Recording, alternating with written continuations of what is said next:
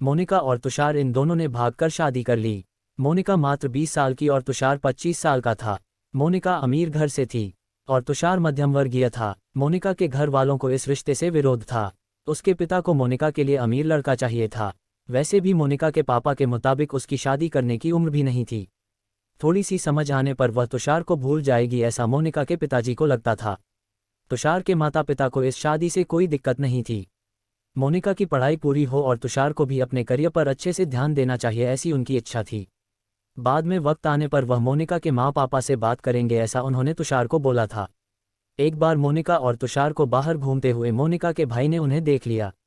मोनिका को जबरदस्ती से घर लेकर गया। उसके घर एक ही तमाशा होने लगा। उन्होंने मोनिका का घर के बाहर जाना बंद करवा दिया। लास्ट में संधि देखकर उन दोनों ने भागकर शादी कर ली।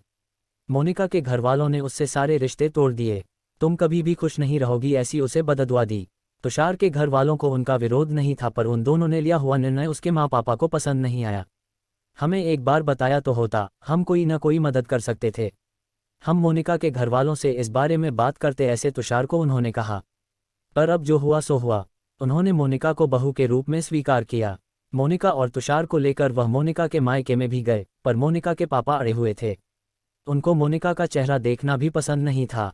पापा के खिलाफ जाने में मां की हिम्मत नहीं हो रही थी। मोनिका के लिए अब मायका पूरी तरह से छूट गया था। धीरे धीरे मोनिका का तुषार के घर में मन लगने लगा। अब अपना जो कुछ भी है वह यहाँ पर ही है, यह उसे समझ आ गया। मोनिका बड़े लाड प्यार से बड़ी हुई है, उसे कोई भी काम की आदत नहीं थी। हमें ही उसे सब कुछ सिखाना पड़ेगा, इसकी तुषार की माँ को यानी मोनिका की सास को पता था। सब कुछ अच्छा चल रहा था, पर नियति के मन में कुछ अलग ही चल रहा था। उनकी शादी को जैसे तैसे 1 साल हुआ था और एक एक्सीडेंट में तुषार दुनिया छोड़कर चला गया। सभी पर दुख का पहाड़ टूट पड़ा। एन जवानी में अपने बेटे की मृत्यु होने के कारण तुषार के पापा को जबरदस्त मानसिक धक्का लगा। मोनिका भी पूरी तरह से टूट गई थी। अभी तो उनकी गृहस्थी शुरू ही हुई थी। मोनिका के मायके वालों को भी यह बात मालूम पड़ी, तब भी मोनिका के मायके वाले कोई भी नहीं आए। तुषार की मां इन सब में धैर्य से बर्ताव कर रही थी। तुषार के अंतिम संस्कार का कार्य निपटा कर उन्होंने मोनिका को उसके मायके छोड़ आने का निर्णय पक्का किया। मोनिका उसके मायके जाने के लिए तैयार नहीं थी। उन्होंने मोनिका को बहुत समझाने की कोशिश की। बेटी, तुम्हारे सामने पूरी जिंदगी पड़ी है, इसे बर्बाद मत करो। मैं बात करूंगी तुम्हारे माँ पापा से।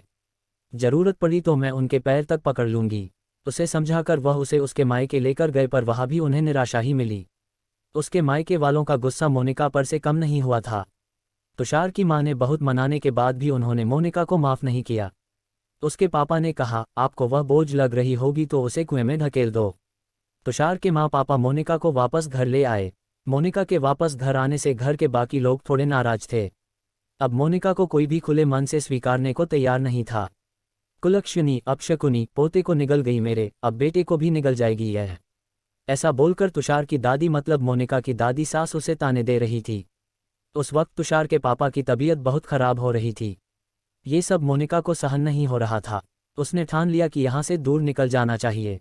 रात को सब सो जाने के बाद वह निकलने वाली थी, तभी उसकी सास जो जग रही थी उन्होंने मोनिका को रोका। कहाँ जा रही है, ऐसे पूछा। माँ, मुझे जाने दीजिए, मैं अपशकुनी हूँ। मेरी ही वजह से ये सब हुआ। मैं तुषार की जिंदगी में आती नहीं तो, हमारी शादी नहीं हुई होती तो आज वह जिंदा होता। पापा की भी यह अवस्था होती नहीं। मुझे जाने दीजिए, मैं यहाँ नहीं रह सकती। वक्त आने पर आत्महत्या कर लूंगी, पर अब यहाँ नहीं रहूंगी। सच में मेरे यहाँ आने से इस घर की सारी खुशियाँ चली गई। मुझे कोई अधिकार नहीं है यहाँ रहने का। मोनिका रोते रोते सब बोल रही थी। उसके सास ने उसे पहले शांत किया। मोनिका, तुम दोनों मिले नहीं होते तो, तुम्हारी शादी हुई नहीं होती तो, उस दिन उस ट्रक ड्राइवर ने नशे में गाड़ी नहीं चलाई होती तो, रास्ते पर लोगों ने तुषार को वक्त पर हॉस्पिटल में ले गए होते तो। बहुत तो है बेटा, और अब वक्त निकल गया है इन सब बातों का विचार करने का। तुषार तो मेरा बेटा था। मेरी क्या अवस्था हुई होगी इन सब में। एक बार तो विचार किया क्या तुमने? वह तो चला गया और अब तुम भी छोड़कर चली जाओगी मुझे। मोनिका, तुम मुझ पर बोझ थी, इसलिए मैं तुम्हें तुम्हारे मायके छोड़ने नहीं गई थी।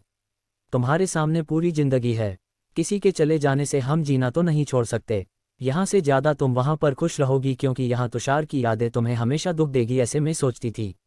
पर जाने दो, जो हुआ सो हुआ। अब तुम तुम्हारी पढ़ाई पूरी करोगी, मैं हूँ तुम्हारे साथ।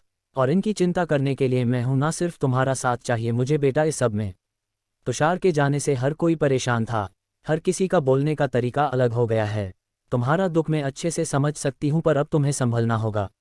लोगों का बोलना नज़रअंदाज करना होगा तुम्हें। मन लगाकर पढ़ाई करनी पड़ेगी। तुम कोई भी गलत फैसला नहीं लोगी, इसका मुझे वचन दो।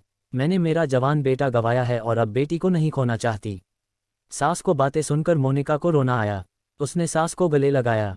माँ, मैं कहीं नहीं जाऊंगी आपको छोड़कर, आप जैसा बोलोगे वैसे ही मैं करूंगी। मोनिका की सास भी मन भर के रोई। आज पहली बार उनका दुख फूट फूट कर बाहर आया था। आगे मोनिका ने मन लगाकर पढ़ाई की, बहू नहीं वह उस घर की बेटी बनी। बहुत सारे ताने बुरी बातें सुने उसने। हर एक राह पर उसके सास उसके साथ थी। वो दोनों एक दूसरे की ताकत बनी। मोनिका आईएएस अधिकारी बनी। अब उसे दोष देने वाले लोगों का मुंह बंद हो गया। मोनिका के मायके के वालों को भी ये खबर पता चली। उसके पापा के सिवाय मायके के बाकी लोग उसे पूछने लगे थे। सास ने अच्छा जोड़ीदार चुनकर मोनिका की दूसरी शादी करवाए। शादी के बाद भी मोनिका अपनी इस मां को कभी नहीं भूली। शासकीय अंतिम काल में भी मोनिका रात का दिन करके सेवा में हाजिर होती थी। सास के रूप में मोनिका उसकी जिंदगी खरे अर्थ से जीना सिखाने वाली माँ से मिली थी। पर सच में मोनिका के सास जैसी ऐसी कितनी समझदार औरतें इस समाज में है जो एक चौखट से बाहर जाकर सोचती है और दूसरों का आधार बनकर उनका जीवन सफल बनाती है। Please subscribe my channel. Folded hands.